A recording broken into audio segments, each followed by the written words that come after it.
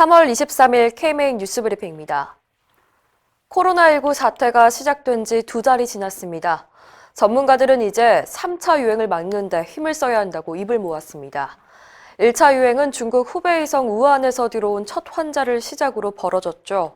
이후 대구 경북 신천지 대구교회를 중심으로 확진자가 폭발적으로 증가하는 2차 유행이 이어졌습니다. 최근에는 중국이 아닌 유럽과 미국 등에서 유입되는 사례가 늘고 있고 전국 곳곳에서 집단 감염이 잇따르고 있습니다. 게다가 중국에선 코로나19 바이러스 유전자의 돌연 변이가 출현했다는 보고까지 나왔습니다. 해외 유입과 지역사회 집단 감염, 그리고 바이러스 돌연 변이, 이렇게 세 가지가 3차 유행의 불씨가 될 수 있다는 경고입니다. 전문가들은 입국자에 대한 검역을 강화하고 사회적 거리 두기를 더욱 강조하고 있습니다.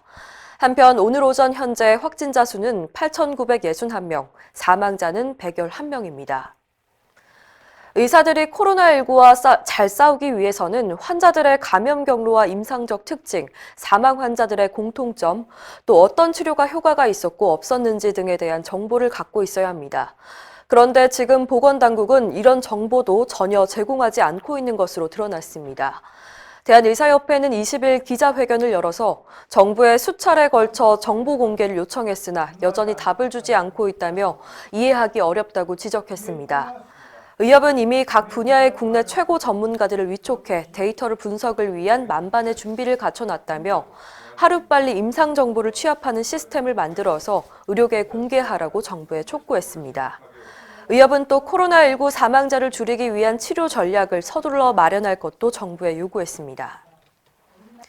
코로나19 사태 초기부터 중국이 통계를 조작하는 것 아니냐는 의혹이 나왔었죠.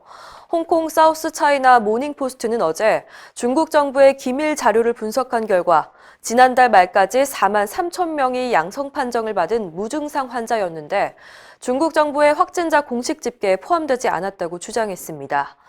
중국 당국은 확진자 수가 8만여 명이라고 밝혔지만 실제로는 12만 3천 명에 달했다는 겁니다.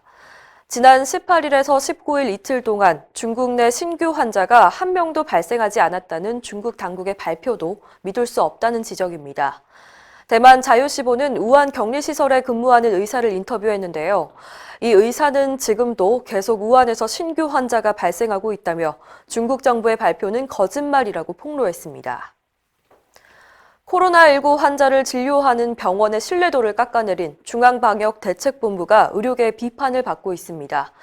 중대본은 얼마 전 폐렴 증상을 보이다가 사망한 17세 고등학생과 관련해서 이 학생의 검체를 검사한 영남대 병원의 실험실이 오염돼 코로나19 양성 반응이 잘못 나왔다고 발표했습니다.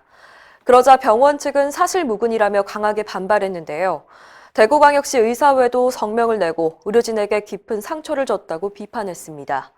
의사회는 중대본의 경솔한 행동 때문에 대구 지역 모든 대학병원의 신뢰도를 떨어뜨렸다면서 즉각 사과하라고 요구했습니다.